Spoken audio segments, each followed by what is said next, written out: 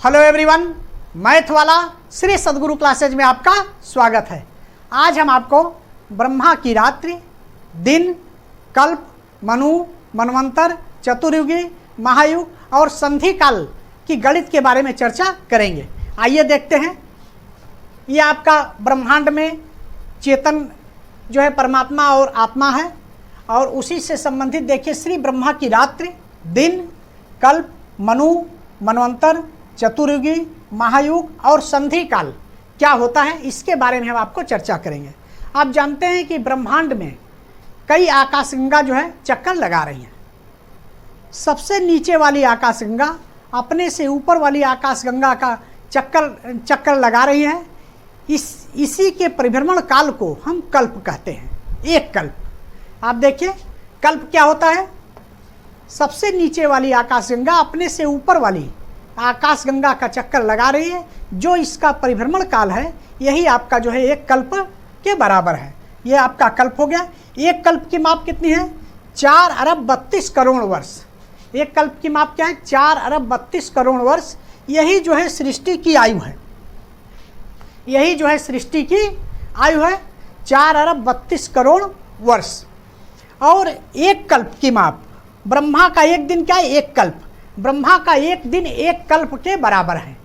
4 अरब 32 करोड़ वर्ष के बराबर ब्रह्मा का एक दिन है, एक कल्प। और इसी तरीके से ब्रह्मा की एक रात्रि एक कल्प के बराबर है, 4 अरब 32 करोड़ वर्ष के बराबर है ब्रह्मा की एक रात्रि। और एक दिन और एक रात्रि मिलाकर ब्रह्मा का पूरा एक दिन, दिन प्लस रात मिला के ये आपका 2 कल्प के बराबर हुआ। तो ये 4 अरब 32 करोड़ का 2 गुना आप कर देंगे। 2 दूनी 4, 2 तिया 6, 2 चौका 8, 8 अरब 64 करोड़ वर्ष। इसका मतलब कि ब्रह्मा का एक पूरा दिन, दिन और रात्रि मिलाकर 8 अरब 64 करोड़ मानव वर्ष के बराबर है। आइए देखिए आप, एक कल्प की आयु 4 अरब 32 करोड़ वर्ष है, तो ये कैसे आता है? ये आपका एक कल्प जो है 14 मनु के बराबर है। 14 मनु या 14 मनवंतर। मनवंतर क्या है? मनु की आयु। 14 मनु क्या? मनु क्या है? मनु जिससे कि मानव की उत्पत्ति हुई है। इसी मनु के द्वारा जो है मानव की उत्पत्ति हुई है, तो 14 मनु के बराबर जो है एक कल्प होता है। 14 मनु मतलब 14 मनु की आयु और प्लस संधि काल, जो बीच में आपका संधि काल या बीच में जो ब्रेक रहता है, दोनों को मिलाकर आप जोड़ देंगे तो एक कल्प के बराबर होगा। देखिए मनु क्या है? जैसे माना आपका पहला मनु है, दूसरा मनु, तीसरा मनु। तो देखिए पहले मनु के पहले एक संधि काल पड़ा, फिर पहला मनु और दूसरा मनु, इसके बीच में एक संधि काल पड़ा, फिर दूसरा और तीसरा उसके बीच में एक संधि काल, तीसरा चौथा उसके बीच में एक संधि काल, चौथे पांचवें के बीच में एक संधि काल, पांचवें छठे मनु के बीच में एक संधि काल, छठे सातवें मनु के बीच में एक संधि काल, सातवें आठवें मनु के बीच में एक संधि काल, आठवें नौवें मनु के बीच में एक संधि काल, नौवें 10वें मनु के बीच में एक संधि काल, 10वें 11वें के बीच में एक संधि काल, 11वें 12वें के बीच में एक संधि काल, 12वें 13वें के बीच में एक संधि काल, 13वें 14वें के बीच में एक संधि काल, और 14 मनु के बाद एक संधि काल 15। इस तरीके से आपका 14 मनु हो गए, और ये टोटल 15 संधि काल। 14 मनु की आयु और प्लस 15 संधि काल का समय, दोनों को अगर आप जोड़ देंगे तो एक कल्प के बराबर होगा। अभी इसको हम नेक्स्ट वीडियो में पूरा आपको निकाल कर दिखाएंगे कि 4 अरब 32 करोड़ कैसे एक कल्प की माप आ रही है। यहाँ आप देखिए एक संधि काल जो है 17,28,000 वर्ष के बराबर है। एक संधि काल जो बीच में आपका, जैसे एक मनु के पहले संधि काल और बीच में संधि काल, तो एक संधि काल का समय जो है 17,28,000 मानव वर्ष है।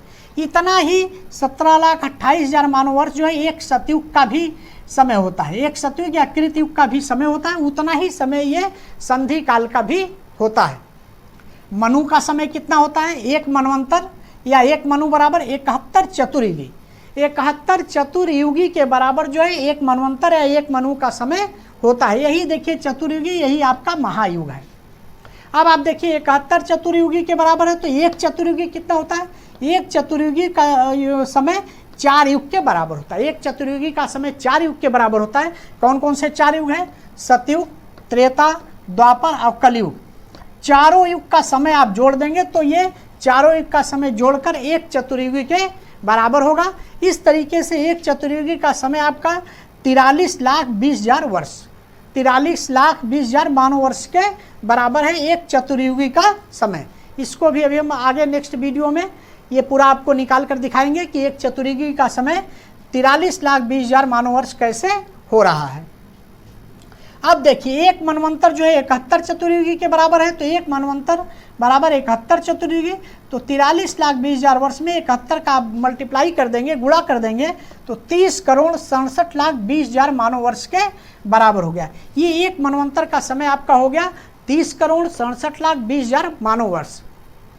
इस तरीके से एक कल्प जो है 14 मनु के बराबर है, 14 मनु प्लस उसके संधि काल के बराबर है। तो आप देखिए पहले क्या होगा, पहले आपका ये संधि काल जो है कितना समय का आएगा, 17,28,000 मानव वर्ष के बराबर ये संधि काल आएगा। फिर आपका एक मनु आएगा कितना, 30,67,20,000 वर्ष के बराबर। फिर एक मनु के बाद फिर एक संधि काल आएगा। संधि काल का मतलब प्रलय, जल ही जल हो जाएगा। जब एक मनु का समय व्यतीत होगा तो टोटल जल ही जल हो जाएगा। उस समय 17,28,000 मानव वर्ष तक जल ही जल रहेगा। उतना समय व्यतीत होने के बाद तब जो है दूसरे मनु की उत्पत्ति ब्रह्मा के द्वारा की जाएगी। तो इस तरीके से दूसरे मनु का कार्यकाल 30,67,20,000 मानव वर्ष दूसरा मनु का कार्यकाल होगा। फिर दूसरे मनु के बाद भी फिर संधि काल आएगा, फिर तीसरे मनु की उत्पत्ति होगी। इस तरीके से टोटल 14 मनु आएंगे और 14 मनु का समय और उसके संधि काल का समय टोटल अगर आप जोड़ेंगे तब जो है एक कल्प के बराबर होगा। और एक कल्प का समय 4,32,00,00,000 मानव वर्ष के बराबर होगा। एक कल्प समाप्त होने के बाद तब प्रलय आएगी, एक कल्प समाप्त होने के बाद प्रलय आएगी। और जब प्रलय आएगी एक कल्प समाप्त होने के बाद तो उसे ही हम कहेंगे ब्रह्मा की रात्रि, तब वो ब्रह्मा की रात्रि होगी। तो एक कल्प का जब समय व्यतीत होगा उतने ही समय ब्रह्मा की रात्रि भी रहेगी। एक कल्प के समय के बराबर 4,32,00,00,000 वर्ष के बराबर ब्रह्मा की रात्रि रहेगी। और उतना समय व्यतीत होने के बाद पुनः उसके बाद ब्रह्मा का दिन आएगा, तब उसके बाद जो है ब्रह्मा का दिन आएगा और दूसरा कल्प शुरू होगा। तो एक कल्प व्यतीत होने के बाद तब ब्रह्मा के एक कल्प जब चलेगा उस समय ब्रह्मा का एक दिन रहेगा, वो दिन रहेगा।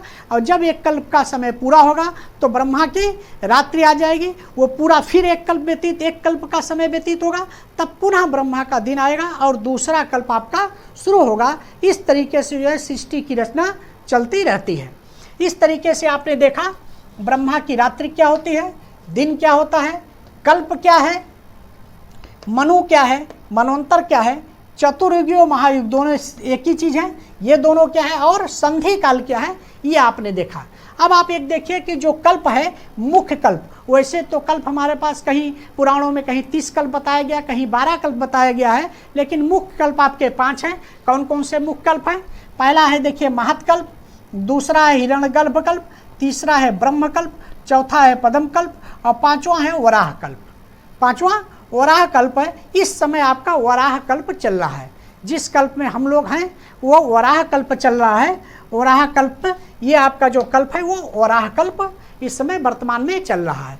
इस तरीके से आपने देखा कल्प, मनु, मनवंतर, चतुर्युगी, महायुग और संधि काल क्या होता है। और हमारे सृष्टि की आयु जो है 4,32,00,00,000 वर्ष है। ये अभी हम नेक्स्ट वीडियो में, इसके आगे आने वाले वीडियो में हम सृष्टि की आयु आपको निकाल कर दिखाएंगे। उसके बाद हम एक चतुर्युगी का जो समय है वो आपको निकाल के दिखाएंगे और एक मनवंतर का समय 30,67,20,000 वर्ष आ रहा, वो मैं आपको निकाल के दिखाऊंगा। मिलते हैं नेक्स्ट वीडियो में। Thanks for watching. Like, subscribe और शेयर जरूर करें।